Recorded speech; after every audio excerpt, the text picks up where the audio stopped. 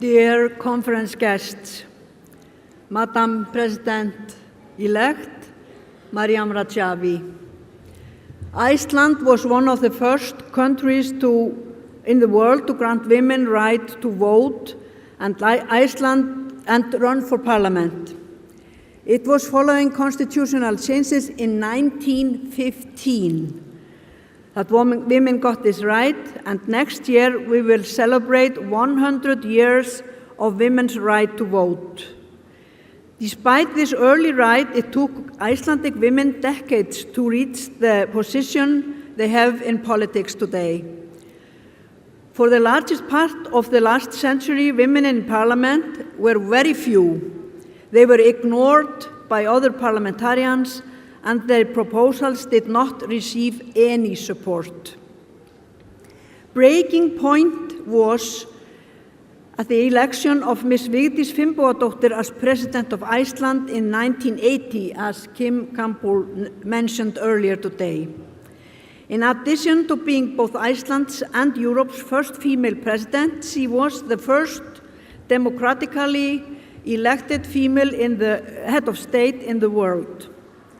She therefore served as an important role model for young women with political ambition, as well as for women in general.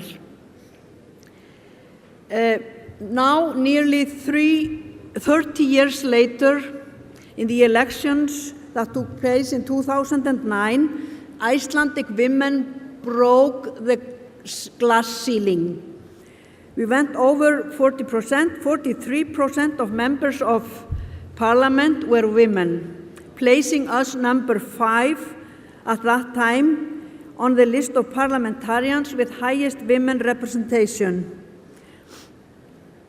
That was achieved, nota bene, without specific women's list or gender quotas. Elections last year was a little bit backlash with 39%. Other milestones, very important, were reached in 2009 when half of the government was female ministers, the Prime Minister, a woman for the first time in Iceland, and all heads of the 3 branches of state powers, the legislative, the executive, and the judicial, were women. When I was elected President of Parliament in 2009, all vice presidents or deputy speakers, as you call them in the Anglo-Saxon tradition, were women. Ragnheiour was one of them. Another small victory for women in Iceland is that the first female bishop of Iceland was elected 1 year ago. We have indeed come a long way during the last decades, but we are still struggling for equal representation, especially in the field of business. I just want to say at last that the 10-point plan of Ms. Rajavi is a reality to the women in Iceland. It's also a reality to the women in the Nordic countries and in the Western world. Dictatorship and women oppression should never be tolerated. Fight on.